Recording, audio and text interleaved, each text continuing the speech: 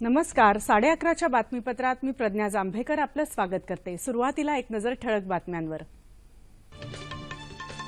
जागतिक आण्विक दहशतवाद विरोधी परिषदेला आज दिल्लीत होणार प्रारंभ. 150 देशांचे प्रतिनिधी सहभागी होणार. अर्थसंकल्प जाहीर झाल्यानंतर रिझर्व्ह बँकेकडून आज प्रथमच होणार पतधोरण जाहीर. योग्य वेळी विमुद्रीकरणाचा निर्णय घेतला, पंतप्रधान नरेंद्र मोदी यांचं प्रतिपादन.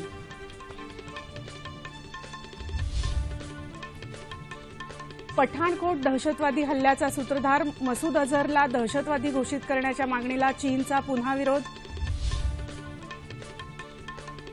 स्थानिक स्वराज्य संस्था निवडणुकांमध्ये भरघोस यश मिळवण्याचा भाजपाला विश्वास, तर शिवसेनेचा मुंबई महानगरपालिका निवडणुकीत यश मिळवण्याचा दावा. रत्नागिरीत मुंबई गोवा महामार्गावर झालेल्या अपघातात 60 ठार, 1 जखमी. आणि 81व्या राष्ट्रीय बॅडमिंटन अजिंक्यपद स्पर्धेत सौरभ वर्माला पुरुष एकेरीचं विजेतेपद. आता सविस्तर वृत्त. आण्विक दहशतवाद विरोधी जागतिक परिषदेला आजपासून नवी दिल्लीत सुरुवात होत आहे. जवळपास 150 देशांमधले प्रतिनिधी या परिषदेला हजर राहणार असून आण्विक दहशतवाद रोखण्यासाठी आंतरराष्ट्रीय पातळीवर करता येणाऱ्या उपाययोजनांबाबत या परिषदेत व्यापक चर्चा होणं अपेक्षित आहे. भारताच्या परराष्ट्र व्यवहार खात्यानं ही परिषद आयोजित केली आहे. या परिषदेचे उद्घाटन परराष्ट्र सचिव एस जयशंकर यांच्या हस्ते होणार आहे. ही परिषद 3 दिवस चालेल. भारतानं नेहमी सगळ्याच प्रकारच्या दहशतवादाला विरोध केला असून दहशतवाद रोखण्यासाठी आंतरराष्ट्रीय समुदायानं सक्रिय पुढाकार घ्यावा अशीच भूमिका नेहमी घेतली आहे.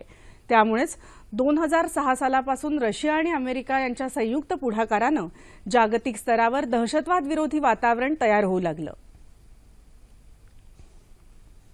रिझर्व्ह बँकेचं द्वैमासिक धोरण आज जाहीर होणार आहे.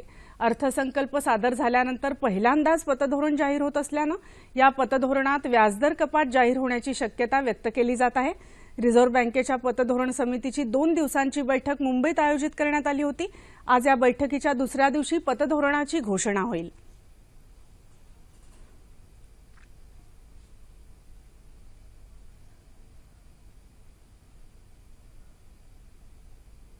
देशाची अर्थव्यवस्था सुदृढ असल्यानं विमुद्रीकरणासाठी हाच काळ विचारपूर्वक निवडला असं पंतप्रधान नरेंद्र मोदी यांनी काल लोकसभेत स्पष्ट केलं. राष्ट्रपतींच्या अभिभाषणावरच्या धन्यवाद प्रस्तावाला ते उत्तर देत होते. भ्रष्टाचाराचा शेवट वेगवेगळ्या प्रकारच्या अनधिकृत गुंतवणुकीत होतो, पण त्याची सुरुवात रोख रकमेपासून होते. म्हणूनच निवडणुकीची चिंता न करता विमुद्रीकरणाचा निर्णय घेतला असं ते म्हणाले. बेनामी मालमत्ताविषयक कायदा गेली 26 वर्ष धूळ खात पडून असल्याबद्दल त्यांनी टीका केली. स्वयंपाकाच्या गॅसवरच्या अनुदानाचा त्याग करणाऱ्या जनतेविषयी त्यांनी कृतज्ञता व्यक्त केली. कार्यसंस्कृती झपाट्यानं बदलण्याकरता सरकारनं तंत्रज्ञानाचा योग्य वापर केल्याचं ते म्हणाले. आपलं सरकार गरिबांच्या भल्यासाठी कटिबद्ध असून त्यादृष्टीनंच योग्य ते निर्णय घेऊन आपलं सरकार वाटचाल करेल असं ते म्हणाले. पठाणकोट दहशतवादी हल्ल्याचा सूत्रधार मसूद अझहर याला जागतिक दहशतवादी म्हणून घोषित करण्यासाठी अमेरिकेनं संयुक्त राष्ट्रात केलेल्या मागणीवरचा निर्णय चीननं राखून ठेवला. यापूर्वी डिसेंबर महिन्यात याच आशयाची मागणी भारतानं केली होती. त्यावेळीही चीननं ती फेटाळली होती. संयुक्त राष्ट्राच्या बंदी समितीकडे अझहरबद्दलचा प्रस्ताव अमेरिकेनं भारताशी सल्लामसलत करून मागच्या महिन्यात ठेवला होता. त्याला इंग्लंड आणि फ्रान्सनंही पाठिंबा दिला होता. जैश-ए-मोहम्मद दहशतवादी संघटना म्हणून जाहीर झाली असताना तिच्या म्होरक्यांना मोकाट फिरता येण्याची परवानगी असू नये असं या प्रस्तावात म्हटलं होतं. संयुक्त राष्ट्रानं बंदी घातल्यानंतर मसूद अझहरच्या मालमत्ता गोठवणं आणि पाकिस्तानसह अन्य देशात अझहरला प्रवासबंदी घालणं शक्य होणार आहे. दरम्यान राष्ट्रीय तपास संस्थेनं मसूद अझहर आणि इतर तिघांना दहशतवादी घोषित करावं असे आदेश दिले आहेत. कानपूरसह बिहार आणि आंध्र प्रदेशातल्या रेल्वे अपघातांमागचा संशयित सूत्रधार पाकिस्तानी गुप्तचर संस्था ISIचा एजंट शमशुल होदा याला काठमांडू इथं अटक करण्यात आली आहे. या प्रकरणी गुप्तचर संस्थेमार्फत चौकशी सुरू असल्याचं पोलीस अधीक्षकांनी सांगितलं. होदाला सध्या 3 दिवसांची पोलीस कोठडी देण्यात आली असून भारतीय तपास यंत्रणेच्या अधिकाऱ्यांना आणि पोलिसांनाही होदाची माहिती देण्यात आली आहे. अनेक आंतरराष्ट्रीय गुन्हेगारांशी होदाचे संबंध असून भारतातल्या अनेक गुन्ह्यांमध्ये त्याचा हात असल्याची माहिती नेपाळच्या पोलिसांनी दिली आहे. गेल्या वर्षी नोव्हेंबरमध्ये झालेल्या कानपूर रेल्वे अपघातात किमान 150 लोक मृत्युमुखी पडले होते. तामिळनाडूमध्ये काळजीवाहू मुख्यमंत्री ओ पन्नीरसेल्वम यांनी अण्णा द्रमुक पक्षाच्या सरचिटणीस व्ही के शशिकला यांच्या विरोधात बंडाचा पवित्रा घेतलाय। शशिकला यांच्या गोटाकडून मुख्यमंत्री पदावरून पायउतार होण्यासाठी आपल्यावर दबाव आणण्यात आला असा आरोप पन्नीरसेल्वम यांनी केला आहे। दुसरीकडे शशिकला यांनी पन्नीरसेल्वम यांची पक्षाच्या खजिनदार पदावरून हकालपट्टी केली आहे, तर पन्नीरसेल्वम यांनी शशिकला यांचा आदेश मानायला नकार दिला आहे। या पदावर आपली नियुक्ती दिवंगत जयललिता यांनी केली होती आणि आपल्याला इतर कोणी त्यावरून हटवू शकत नसल्याचं पन्नीरसेल्वम यांनी सांगितलं। आपण कोणत्याही पक्षाविरोधी कारवाई केल्या नसून पक्षातल्या सहकाऱ्यांनी मागणी केल्यास मुख्यमंत्रीपदाचा राजीनामा आपण मागे घेऊ असं ते म्हणाले। आपल्या सरकारला कोणताही धोका नसून हे सरकार आपला कार्यकाळ पूर्ण करेल असा विश्वास मुख्यमंत्री देवेंद्र फडणवीस यांनी व्यक्त केला आहे। ते काल मुंबईत वार्ताहरांशी बोलत होते। राज्य सरकारच्या स्थैर्याबाबत शिवसेना पक्षप्रमुख उद्धव ठाकरे यांनी केलेल्या वक्तव्याच्या पार्श्वभूमीवर मुख्यमंत्र्यांनी आपली प्रतिक्रिया व्यक्त केली। भाजपाचा जनाधार सतत वाढत असल्यानं इतर पक्षातली मातब्बर मंडळी पक्षात येत आहेत। स्थानिक स्वराज्य संस्था निवडणुकातही भाजपा भरघोस यश मिळवेल असा आत्मविश्वास पक्षाचे प्रदेशाध्यक्ष रावसाहेब दानवे यांनी काल अहमदनगर इथं व्यक्त केला। जिल्हा परिषदा, पंचायत समित्या आणि महानगरपालिका निवडणुकांच्या प्रचाराचा शुभारंभ करताना ते बोलत होते। विरोधक अकारण भाजपाविरोधी वातावरण निर्माण करत असून लोकांची दिशाभूल करत आहेत, पण आमचा पक्ष मात्र स्वतःचा विचार घेऊन पुढे जात आहे। या तीनही निवडणुकांमध्ये आमचा पक्ष उत्तम यश मिळवेल असं ते म्हणाले। शिवसेनेचा जन्म राजकारणासाठी नसून समाजकारणासाठी झाला आहे असं सांगत आगामी मुंबई महानगरपालिका निवडणुकीत भाजपाबरोबर युती नसतानाही आम्ही भरघोस मतांनी निवडून येऊ असा दावा शिवसेना पक्षप्रमुख उद्धव ठाकरे यांनी केला आहे। हिंदू मतांची विभागणी होऊ नये यासाठी यापूर्वी गुजरात, गोवा आणि अन्य ठिकाणी शिवसेनेचे उमेदवार उभे केले नसल्याचंही त्यांनी स्पष्ट केलं। सामाजिक न्यायासाठी लढणाऱ्यांना साथ देण्याचा निर्धार ठाकरे यांनी यावेळी व्यक्त केला। गुजरातमध्ये पटेल समाजाच्या आरक्षणासाठी लढा उभारणाऱ्या हार्दिक पटेल यांनी काल मुंबईत ठाकरे यांची भेट घेतली। त्यानंतर एका संयुक्त पत्रकार परिषदेत ते बोलत होते।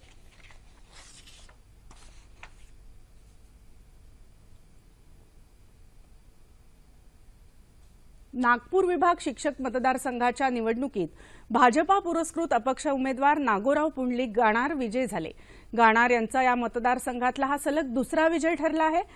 गाणार यांना एकूण 12,039 मतं मिळाली, तर लोकभारतीचे राजेंद्र झाडे 7,119 मतं घेत दुसऱ्या स्थानावर राहिले। निवडणूक निर्णय अधिकारी तथा विभागीय आयुक्त अनुप कुमार यांनी गाणार यांच्या विजयाची घोषणा केली। निवडणूक येण्यासाठी आवश्यक असणारी 13,860 मतं प्रथम फेरीत न मिळाल्यानं दुसऱ्या पसंतीच्या मतांची मोजणी करण्यात आली।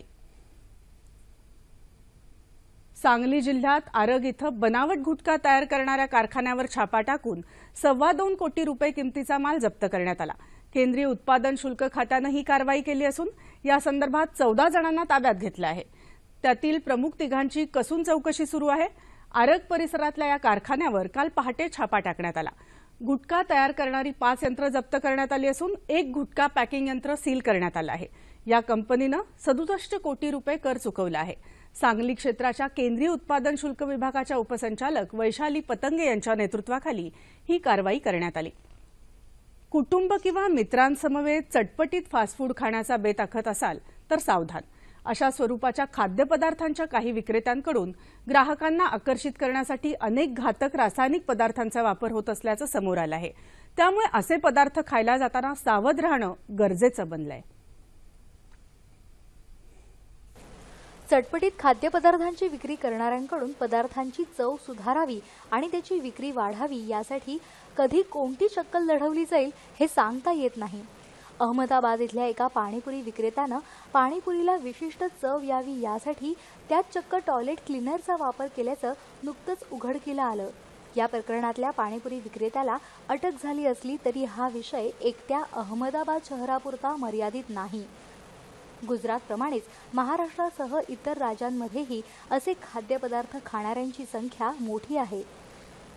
एकट्या मुंबई शहरातल्या खवय्यांची संख्याही लक्षणीय आहे।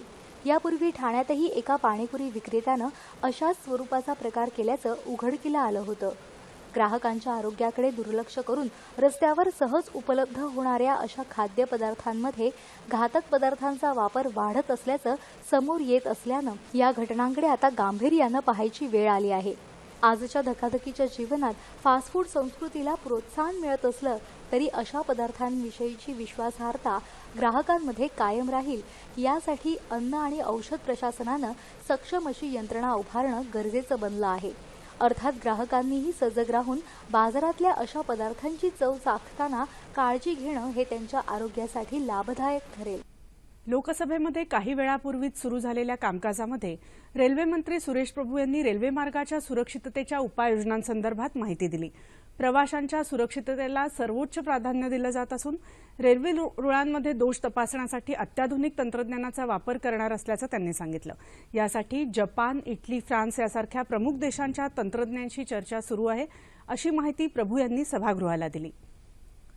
सर्वोच्च न्यायालयाच्या विशाखा मार्गदर्शक तत्वानुसार प्रत्येक शासकीय, निमशासकीय कार्यालयात महिला तक्रार निवारण समिती स्थापन करणं सक्तीचं आहे. या समितीनं प्रभावीपणे काम करून पीडित महिलांना न्याय मिळवून द्यावा, तसंच ही प्रवृत्ती रोखण्यासाठी समाजात विचारमंथन झालं पाहिजे, अशी अपेक्षा राज्य महिला आयोगाच्या उपसचिव डॉक्टर मंजुषा मोळवणे यांनी व्यक्त केली. कोल्हापूर इथं शिवाजी विद्यापीठात आयोजित एकदिवसीय कार्यशाळेत त्या काल बोलत होत्या. नोकरीच्या ठिकाणी होणारा महिलांचा लैंगिक छळ रोखण्यासाठी कायद्याची कठोर अंमलबजावणी होणं गरजेचं असल्याचंही डॉक्टर मोळवणे म्हणाल्या. विद्यापीठाचे प्रभारी कुलगुरू प्राचार्य DR मोरे यांच्या अध्यक्षतेखाली आयोजित या कार्यशाळेत काल विविध विषयांवर विचारमंथन करण्यात आलं. यावेळी विद्यापीठ कार्यक्षेत्रातल्या विद्यापीठांचे प्राचार्य आणि महिला मोठ्या संख्येनं उपस्थित होत्या. डॉक्टर बाबासाहेब आंबेडकर यांच्या पत्नी रमाबाई आंबेडकर यांच्या जयंतीनिमित्त काल अकोला इथल्या अशोक वाटिकेमध्ये प्रेरणाभूमी महिला संघातर्फे माता रमाई जयंती महोत्सवाचं आयोजन करण्यात आलं आहे. बाबासाहेबांच्या समग्र कार्यात रमाई त्यांच्या पाठीशी खंबीरपणे उभ्या होत्या. अंधश्रद्धा निर्मूलन आणि इतर सामाजिक अपप्रवृत्तींच्या विरोधात रमाबाईंनी मोठं कार्य केलं आहे, ते लोकांपर्यंत पोचवावं यासाठी गेल्या 7 वर्षांपासून हा महोत्सव आयोजित केला जातो. अंबेजोगाईमध्येही रमाई जयंतीनिमित्त भीमगीतांचा कार्यक्रम आयोजित करण्यात आला होता. ज्येष्ठ आंबेडकरवादी विचारवंत प्राध्यापक डॉक्टर गंगाधर पानतावणे यांनी या कार्यक्रमाचं उद्घाटन केलं. या कार्यक्रमाचे अध्यक्ष म्हणून डॉक्टर कमलाकर कांबळे उपस्थित होते. भगवान बुद्धांनी सांगितलेली करुणा, मुदिता आणि मैत्री ही तत्व माणसाच्या जीवनात अत्यंत महत्त्वाची आहेत. या तत्वाचा प्रचार आणि प्रसार व्हावा, असं लडाखच्या महाबोधी इंटरनॅशनल मेडिटेशन सेंटरचे भिक्खू संघसेनानी यांनी सांगितलं. मुंबईत आयोजित महाकरुणा दिन कार्यक्रमात ते काल बोलत होते. बौद्ध धम्माचा सांस्कृतिक वारसा जतन करून प्रगल्भ प्रगत भारत घडवूया, असंही ते म्हणाले. लडाख आणि महाराष्ट्र या 2 प्रदेशातल्या युवकांची सांस्कृतिक आदानप्रदान करणारा सोहळा यावेळी संपन्न झाला. भारतरत्न डॉक्टर बाबासाहेब आंबेडकर विचार महोत्सव समिती, महाबोधी इंटरनॅशनल मेडिटेशन सेंटर आणि युवाज यांच्या वतीनं हा कार्यक्रम आयोजित करण्यात आला होता.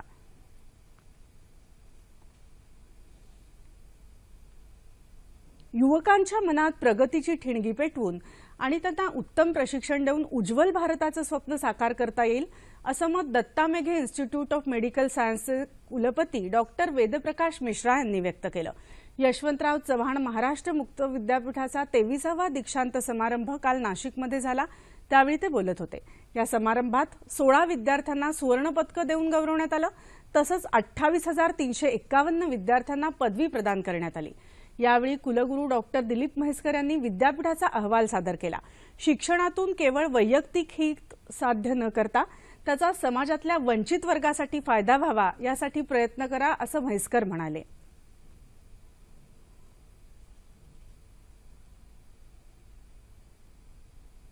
दृष्टीबाधितांच्या दुसऱ्या T20 विश्वचषक क्रिकेट स्पर्धेत काल भुवनेश्वर इथं झालेल्या सामन्यात भारतानं न्यूझीलंडवर 9 गडी राखून दणदणीत विजय मिळवला. न्यूझीलंडनं 20 षटकात 6 बाद 136 धावा केल्या होत्या. या लक्ष्याचा पाठलाग करताना भारतीय फलंदाज सुखराम माजियानं 56 तर अजय कुमार रेड्डी यानं 75 धावांची महत्त्वपूर्ण खेळी करून न्यूझीलंडला पराभूत केलं. दरम्यान अनंतापूर इथं वेस्ट इंडिजनं दक्षिण आफ्रिकेवर 65 धावांनी विजय मिळवला. तसंच कर्नाटकातल्या अलूर इथं काल 2 सामने खेळले गेले. त्यात इंग्लंडनं नेपाळवर 90 धावांनी विजय मिळवला तर पाकिस्ताननं बांगलादेशवर 151 धावांनी विजय मिळवला. कोकण किनारपट्टीच्या भागात नारळ सुपारीच्या बागांमध्ये काळी मिरीची लागवड हे शेतकऱ्यांना वरदान ठरू शकतं. मात्र अद्यापही या लागवडीचा म्हणावा तितका प्रचार आणि प्रसार झालेला नाही. या पिकांमधून शेतकऱ्यांना चांगला अर्थलाभही होऊ शकतो. काळी मिरी हे आंतरपीक न राहता मुख्य पीक होऊ शकतं. या संदर्भातली माहिती कोकणातल्या शेतकऱ्यांना व्हावी आणि त्यांनी या पिकाच्या उत्पादनाकडे वळावं या दृष्टीनं कोकण कृषी विभागानं काळी मिरी महोत्सव आयोजित केला आहे. मालवण तालुक्यातल्या बांदिवडे इथं 10 फेब्रुवारीला सकाळी 10 वाजल्यापासून दिवसभर हा कार्यक्रम मिलिंद प्रभू यांच्या बागेत आयोजित केला आहे. यावेळी उत्पादनापासून विक्रीपर्यंत सर्व घटकांचं मार्गदर्शन करण्यात येणार आहे. याचा शेतकऱ्यांनी लाभ घ्यावा असं आवाहन कोकण कृषी विभागाचे सहसंचालक अशोक लोखंडे यांनी केलं आहे. मुंबई गोवा महामार्गावर रत्नागिरी तालुक्यात पालीखानू इथं आज झालेल्या भीषण अपघातात 7 जणांचा जागीच मृत्यू झाला तर 1 जण गंभीर जखमी आहे. जखमीला उपचारासाठी रत्नागिरी इथल्या रुग्णालयात दाखल करण्यात आलं आहे. सर्व प्रवासी मुंबईतले असून ते झायलो गाडीतून मुंबईकडे गोव्याकडे जात होते तेव्हा झायलो गाडी झाडाला आदळल्यानं हा अपघात झाला. पाटणा इथं झालेल्या वरिष्ठ गटाच्या 81व्या राष्ट्रीय बॅडमिंटन अजिंक्यपद स्पर्धेमध्ये सौरभ वर्मानं पुरुष एकेरीतलं विजेतेपद पटकावलं. त्यानं लक्ष्य सेन याचा 21-13, 21-12 असा पराभव केला. त्यापूर्वी महिला एकेरीत ऋतुपर्णा दासनं रेश्मा कार्तिकचा 21-12, 21-14 असा पराभव करत महिला एकेरीचं विजेतेपद पटकावलं. महिला दुहेरीत प्राजक्ता सावंत आणि अपर्णा बालन यांच्या जोडीनं शिखा गौतम आणि संयोगिता घोरपडे यांच्या जोडीचा 21-9, 21-11 असा पराभव करून महिला दुहेरीचं विजेतेपद पटकावलं.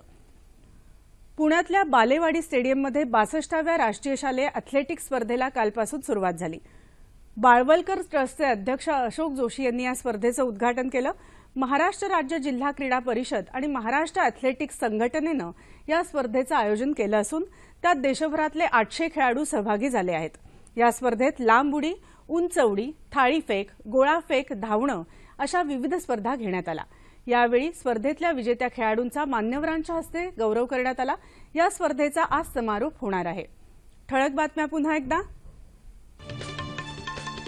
जागतिक आण्विक दहशतवाद विरोधी परिषदेला आज दिल्लीत होणार प्रारंभ. 150 देशांचे प्रतिनिधी सहभागी होणार. अर्थसंकल्प जाहीर झाल्यानंतर रिझर्व्ह बँकेकडून आज प्रथमच होणार पतधोरण सादर. योग्य वेळी विमुद्रीकरणाचा निर्णय घेतला, पंतप्रधान नरेंद्र मोदी यांचं प्रतिपादन.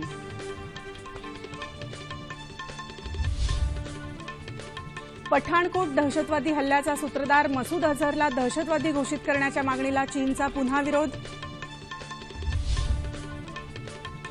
स्थानिक स्वराज्य संस्था निवडणुकांमध्ये भरघोस यश मिळवण्याचा भाजपाला विश्वास तर शिवसेनेचा मुंबई महानगरपालिका निवडणुकीत यश मिळवण्याचा दावा.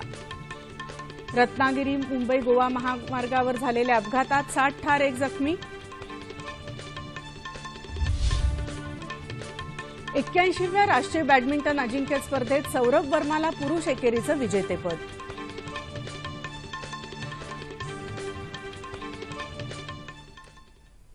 याबरोबरच हे बातमीपत्र संपलं. पुन्हा भेटूया दुपारी 2:30 वाजता सह्याद्री वाहिनीवर. नमस्कार.